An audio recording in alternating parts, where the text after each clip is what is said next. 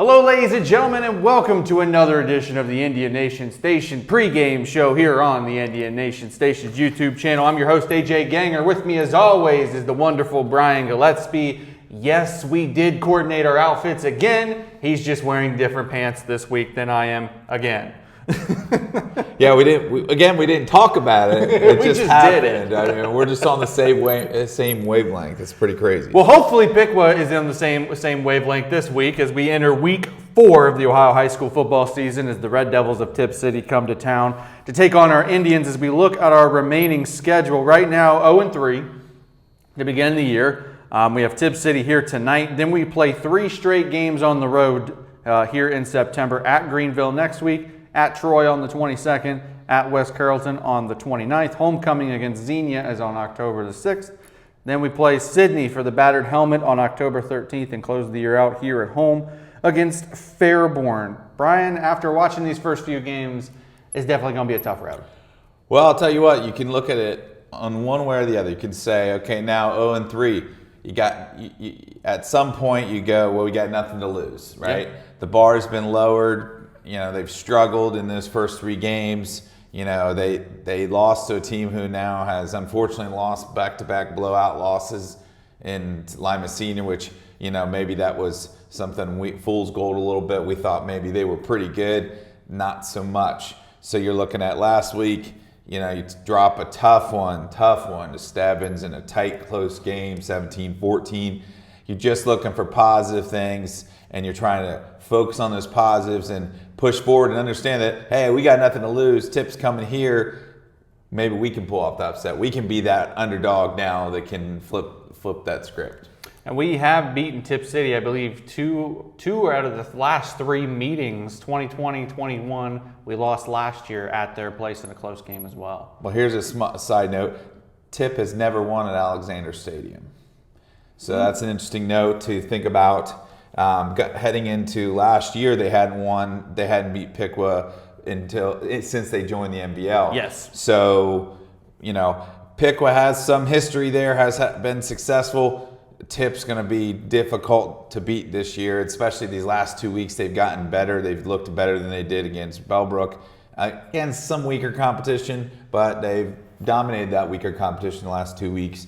And Piqua's going to have to play their best game to have a chance this week. We want to thank our sponsors for the 23-24 school year: Kathy Henney, Little Caesars Pizza, Buffalo Wings and Rings, Dick Lumpkins, This and That Candy on Main, Harmony Systems, Craix Corporation, Edison State, Dr. Little John, Morris Comfort Systems, Atlanta Sportswear, 36 Skate Club, and Lemon Meringue Boutique. Thank you for supporting Piqua Athletics and the Indian Nation Station. Looking at the scores from around the MVL last week, Tipp City with a huge win over Greenville, 49-6. Xenia beat Sydney 24-15. Fairborn 34, West Carrollton 6. Troy beat Butler on Thursday night 16-7. And obviously the Stebbins and Piqua game was a 17-14 win for the Stebbins Indians. Brian, let's talk about the other MVL games though before we head on into our game against Stebbins. Well, I'll tell you what, that Troy-Butler game was a scoreless tie at the half. It was a titanic struggle, as they say. And then, but Troy had a couple long runs called back on holds for touchdowns in the first half, and that kind of showed they were a little bit better than Butler that day. And it showed in the second half where they finally broke through, got some touchdowns, and ended up winning that game. Similar game to what you would expect. Butler, good defense, making Troy work. But Troy, undefeated, looking pretty good on the year so far. That's going to be a handful in that rivalry game when Piqua gets to that. Yeah. Other games, Xenia was pretty close. Yeah. Looks like Sydney with the new coach is on the up and up, on the way up. And that's another game that's going to be tough. Of course, Xenia is going to be tough, but it looks like Sydney's kind of ticking in the right direction. So, yeah, the schedule, although in theory, there's a few games there that look good for wins for Piqua. Nothing is a gimme this year. No, nothing. It does seem like some of these teams we talked about in the beginning of the year maybe not being as good as what we may perceive them to be, but they are pretty good. I mean, Sydney, only losing by a couple or 9 points to Xenia. Fairborn with a big win over West Carrollton. Now, we don't know how good West Carrollton is, but it seems like, the last few years, Fairborn and West Carrollton's been that who's going to get that one win, and it's always a back and forth kind of deal. But it seems like Fairborn is pretty much improved. And then, like you said, the Troy Butler. Butler does have a great defense, and Troy will just wear you down over time with that wing tee. Yeah, it's going to be a long season. I mean, there's possibilities for some wins, and if you look at Region 8, you get 16 teams in. Yeah. Currently, they're tied for 16th with a bunch of 0-3 teams. So you only need a few wins, really. By the end of the season, you need 3, maybe 4 wins. 3 wins probably will get you into the playoffs. Now, do you want to play the number 1 seed, whoever that's going to be? Not, you don't. On the road. On the road, nonetheless. Right. But at least you get in the tournament. You got to fight a puncher's chance there. So it all is not lost. No. There are opportunities down the road. Opportunity number 1 starting this week with Tipp coming to town. We'll take a look now at our Piqua against Stebbins stats. Against Stebbins 17, Piqua 14. Caden Thomas was just 3 of 7 passing for 73 yards, 1 touchdown. He did run the ball 15 times for 69 and a touchdown. Kai Warner, 19 carries for 60 yards, no touchdowns there, but Kai getting his touches, it seems like, last week. Jericho Burns rushed for 18 yards, 18 carries, 62 yards for a touchdown. Seems like Jericho had a very good game. That's somebody who's really improving as well for Piqua. Carson Hawk caught all 3 of the passes for 73 yards. Zayden Allen on defense with 11 total tackles, 3.5 of them were for losses. Gage Gamble as well with 9 total tackles. Brian, it seems like this Piqua team, the rushing attack is starting to pick it up against some of these teams, but our passing attack is still lacking. Well, I mean, when you have 3 guys, separate guys, run for 60 yards against a solid team in Stebbins, you have that situation where, okay, now you're facing a Tipp team that their strength is pass defense. Yes. So here you are with an opportunity to run the ball, keep the ball out of their hands, try to maintain possession, and try to tick away. I look for a run-heavy lead for Piqua. Caden Thomas is an athletic kid. He can run the ball. Kai Warner and Jericho Burns are both talented runners. So I would look for a lot of run heavy in this game, but you have to be able to throw the ball. Yeah. I mean, you have to be able to have that threat. Carson Hawk has been Caden Thomas's go-to guy when they wanted a long pass. Yep. The consistency. And he's catching them. Yes, he's catching them. Consistency in a passing game is important. If you're going to drop back only 7 times, 3 out of 7, not the best with an interception. So you need better than that. You don't need to throw it 25 times. No. But if you can throw it 10 to 15 times and hit on 10 of those out of 15, and you're making enough, keeping the defense off balance enough so your running game can take control of the game, I think that's where you need to be if you're Piqua. Unfortunately, they have not been able to throw the ball since week 1. Week 2 and week 3 have been kind of a mess throwing the ball. So you have to figure out how to get that passing game going again while balancing it with 3 very good capable runners in the backfield. And when you're looking at the team stats here as well, Piqua ran 59 plays. Stebbins only ran 42. But of those 59 plays, 52 rushes for Piqua. Stebbins ran the ball 29 times and still couldn't break 100 total yards. That shows improvement on our defensive side as well. Well, I mean, you have a sophomore, I've been watching Piqua for a while now, and you don't see a lot of sophomores that are impacting the game. Normally it's juniors and senior heavy, and that's how Piqua does it, that they work their kids up. But this year they've had a couple of those sophomores breaking through here, and that's good for the future. Zayden Allen, 2 weeks ago he was outstanding. He was everywhere. Last week, again, 11 tackles with 3 tackles, 3.5 tackles for loss. That's really good for a sophomore in Piqua football program. So there are some positive things that you can work through, work forward from, and Zayden Allen's one of those guys. One of the things on offense I think we should probably start doing, if you watch that Florida State LSU game, second half, Florida State comes out, they get the run game going. How? 2 backs behind next to the quarterback. Take your pick. Jericho and Kai are both good, and you got Caden Thomas, who's also a plus runner as well. Why not just throw both of them back there, maybe a couple read option plays or triple options if that, and try to get your run game going as well. Well, that's just an old idea. school pick football right there. You know, you might see more of that. You know, just you got 3 guys there. You got options. You know, you got to make the right decision though. Yeah. You got to hand to the right guy at the right time. Make that right read. Caden seems pretty good with those reads, but that is a skill to be able to do that properly. Yes. And I'm guessing they are, you know, hopefully they'll come up with something good and be able to challenge Tipp and keep that ball out of Tipp's hands. Yes. Well, let's move on from Stebbins real quick. Brian, I didn't write this down in our script, but talk a little bit about some college football that's back. Your Tennessee Volunteers with a huge win. My Michigan Wolverines won. It seemed like everyone did what they were supposed to, but one team I need to talk about, and you know which team that is. Deion Sanders and the Colorado Buffaloes. My goodness, what a game that was, really. Yeah, it was a back and forth, wild game. You know, lots of yardage, and you know, Deion's son, who is an outstanding quarterback, and you know, he probably would have went D1, high D1 to one of these, you know, heavyweights if Deion wasn't the head coach at Jackson State at the time. So yeah. He always plays it down like he was in HBCU, those things. But the kid can play no matter where you put him. He's going to be in the NFL in a couple of years, if not next year. He might be the #1 overall pick this coming year. The kid can play, and the offense is there. And the one guy playing Travis Hunter playing 120 snaps at high level football. That you got, you know, he said he was going to buy a hot tub on the airplane for him. Hey, Deion also said his Heisman is just waiting on in his case for him already. And that kid was a 5-star, so he definitely could have gone anywhere he wanted to, but he chose to play with Deion and his son, play for Deion and his son. And those guys are going to be, you know, a tough team to tangle with the rest of the year. Of course, you know, we'll see. It's a long season. Oh, yeah. Man, I don't know about playing 120 snaps. Every game. Every game. I mean, you're going to need a cold bath and a hot tub on your airplane. I think they'll be just fine this week, though. They played the Nebraska Cornhuskers, man. Matt Rule, I feel so bad for him because it just seems like every year we're like, Nebraska might be good, and then they find ways to lose that is just so devastating for him. Well, yeah, it's going to be a slow grind here for Nebraska to get back to at least respectability. They just can't get over that hump year in, year out.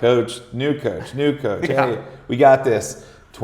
They lose 13-10 or 17-13 or whatever it is. 13-10. Big Ten West at its finest. Yes, it you is. Know, oh, my like goodness. Low scoring, you know, ugh. I cannot wait for USC, Oregon, Washington, UCLA to come in, and maybe we'll have a little bit more competition in the West. I can't wait until USC has to go to Piscataway on a Thursday evening and play one where of it's these games. snowing. Yeah, that should be interesting. USC at Rutgers someday. So we also have NFL starting this week. Your Cincinnati Bengals taking on my Cleveland Browns in Cleveland.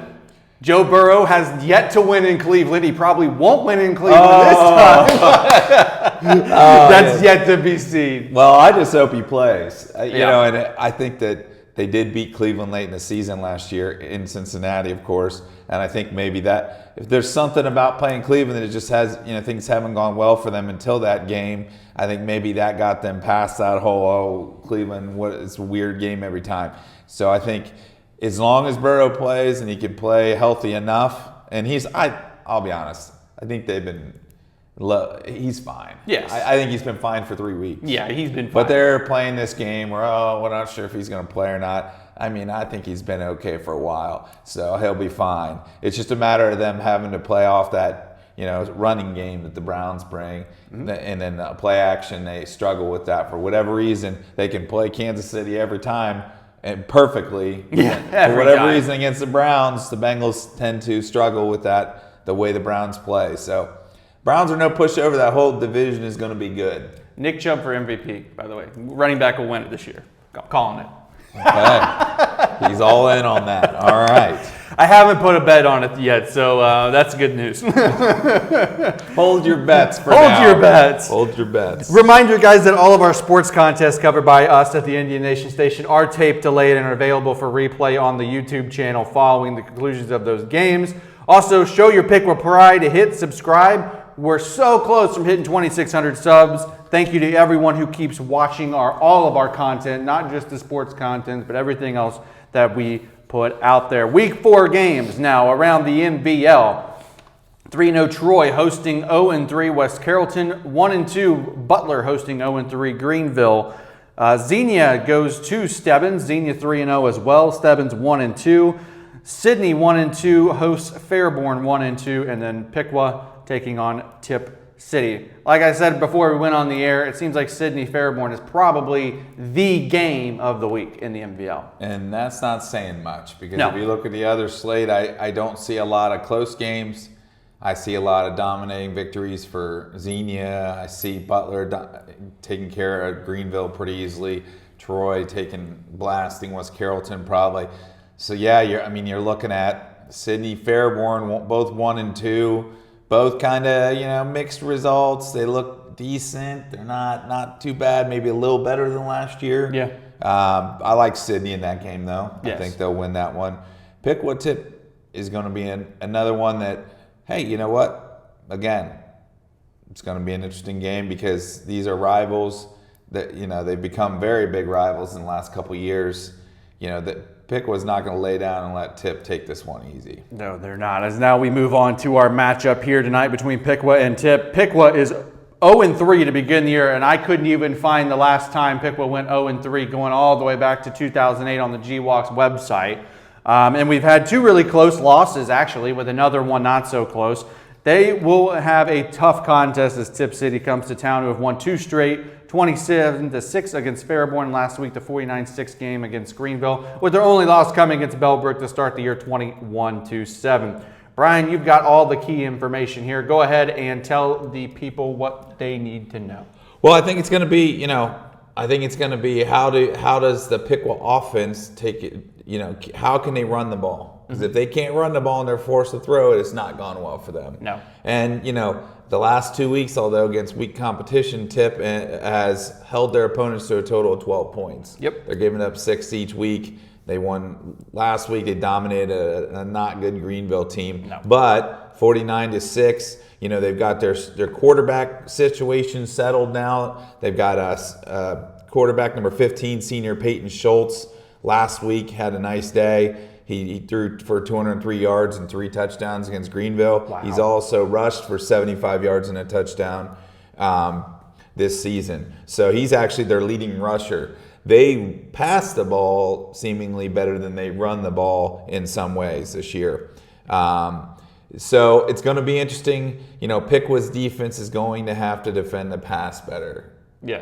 They allowed not a great Stebbins team to throw the ball a good amount last week for, most of their 153 yards passing.